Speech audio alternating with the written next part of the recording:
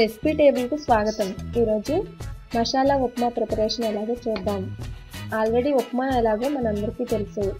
కొంచెం ingredients add చేసి వెరైటీగా మసాలా ఉప్మాను ఎలా ప్రిపేర్ చేసుకోవాలో ఈరోజు చూద్దాం. కావాల్సిన పదార్థాలు: బొంబాయి రవ్వ 1 కప్పు, 1 టేబుల్ స్పూన్ నూనె లేదా ఆయిల్లో ఫ్రై చేసుకుని ఒక పక్కన పెట్టుకోండి. ఉల్లిపాయ 1, బంగాళాదుంప 1, అల్లం 1 ఇంచు ముక్క, పచ్చిమిర్చి 4, టమాటా 2, కరివేపాకు కొద్దిగా, ఉల్లిపాయలు, బంగాళాదుంపలు, పచ్చిమిరపకాయలు, టమాటాలు, అల్లం కట్ చేసి పెట్టుకోండి. పచ్చిశనగపప్పు 1/2 టేబుల్ స్పూన్, సాయమినపప్పు 1/4 టేబుల్ స్పూన్, ఆవాలు 1/4 టేబుల్ స్పూన్, ఉప్పు రుచికి సరిపడినంత, పసుపు 1/4 టేబుల్ స్పూన్, నూనె 2 టేబుల్ స్పూన్స్, నెయ్యి 2 టేబుల్ స్పూన్స్, వాటర్ 2 కప్పులు. ముందుగా మసాలా ఉప్మా ఎలా ప్రిపేర్ చేసుకోవాలో చూద్దాం. ఒక పాన్లో 1 table spoon oil, 2 table spoon నెయ్యి వేసి పచ్చిశనగపప్పును వేసి ఒక అర నిమిషం పాటు ఫ్రై చేయండి.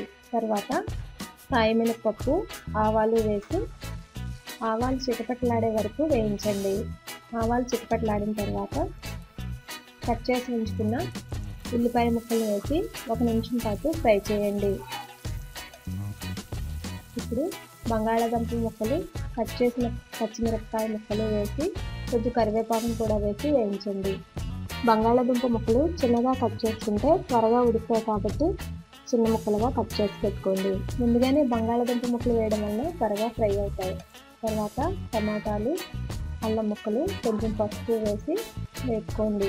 కొంచెం కారప్పొడి వేస్తే స్పైసీగా బాగుంటుంది. మనం రెగ్యులర్గా కారప్పొడి వాడుతూ ఉంటాం కదా, కొంచెం కారప్పొడి అలాగే గరం మసాలా పొడిని కూడా వేసి కొంచెం ఉప్పు వేసి ఫ్రై చేసుకోండి. ఉప్పు సరిపోయేలాగా వేసుకోండి. 1 కప్పు రవ్వకు 2 కప్పుల వాటర్ని యాడ్ చేసుకోవాలి. ఇది మీరు గమనించవలసిన విషయం. ఇప్పుడు 2 కప్పుల వాటర్ వేసి ఒకసారి కలుపుకొని ఒక 2 నిమిషాల పాటు మూత పెట్టి మరగనివ్వండి. 2 నిమిషాల తర్వాత ఉప్మా ఇలా ఉడుకుతూ ఉంటుంది. ఒక చేతితో నూకను పట్టుకుని రెండవ చేతితో గరిటతో ఇలా వేసుకుంటూ గరిటతో తిప్పుకుంటూ ఉండాలి. ఇలా మొత్తం రవ్వనంతటిని వేసుకున్న తర్వాత గరిటతో బాగా మిక్స్ చేసుకోండి. ఎందుకంటే ఉండలు ఫామ్ అవుతాయి కాబట్టి ఉండలు లేకుండా బాగా మిక్స్ చేసుకోవాలి. ఇప్పుడు 1 టేబుల్ స్పూన్ గీ వేసుకుని బాగా కలుపుకోండి. కొంతమంది గీ ఇష్టపడరు కాబట్టి అలాంటి వాళ్ళు డాల్డా వేసుకుంటే టేస్టీగా ఉంటుంది. ఇది మూత పెట్టి 1-2 నిమిషాల తర్వాత మూత తీసి మరొకసారి బాగా కలుపుకోండి. ఉప్మా ఇంకా పలుచగా కావాలనుకుంటే 1 కప్పు రవ్వకు 2.5 కప్పుల వాటర్ వేసుకోండి. ఇప్పుడు కొంచెం కొత్తిమీరతో గార్నిష్ చేసుకుని స్విచ్ ఆఫ్ చేసుకోండి. చూసారు కదా, టేస్టీగా ఉండే మసాలా ఉప్మా.